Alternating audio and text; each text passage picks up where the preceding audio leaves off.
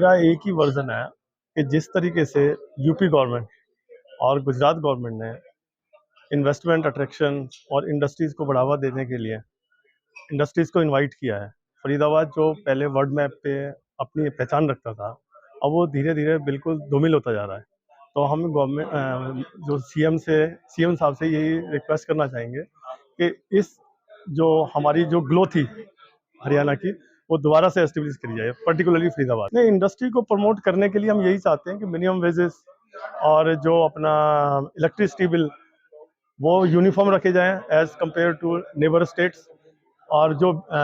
बिजली की जो की सप्लाई है वो 24 आवर्स कमिट किया है, जैसे कि राजस्थान गवर्नमेंट ने की हुई है। देखिए, जिस प्रकार से अभी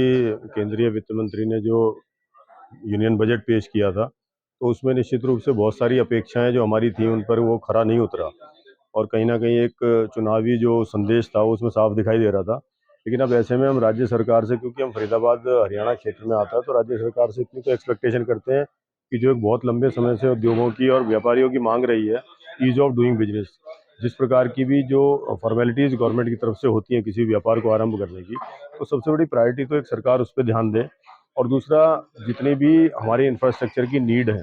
आज हम चाहे बेशक ट्रेडर्स हैं, लेकिन जितनी भी नॉर्थ इंडिया की जितनी भी स्टील कंपनीज हैं, आप मानिए कि पूरा फरीदाबाद सबसे बड़ा लोहा व्यापार का केंद्र है नॉर्थ इंडिया का। तो यहाँ पर इंफ्रास्ट्रक्चर के नाम पे हमारे पास कोई भी सुविधा नहीं है। आज से लगभग 40 साल पहले जो नेहरू ग्राउंड एक स्टील मार्केट के रूप में विकसित हुआ, उसमें भी आप देखो आधारभूत सुविधाएं हमारे पास उपलब्ध नहीं है। इंडस्ट्रियल एरियाज की सड़कें टूटी पड़ी हैं। बहुत सारी ऐसी चीजें हैं कि अगर इतना बड़ा राजस्व का एक स्रोत हमारा व्यापार है, तो कहीं ना कहीं इतना हक तो हमें बनता है कि हमारा व्यापार करने का जो क्षेत्र है वो सुगम रहे और सुरक्षित रहे। और जो ईज ऑफ डूइंग बिजनेस है उस पर जरूर ध्यान देने वाली बात है, क्योंकि कई बार से चर्चा में आती है बार बार बात,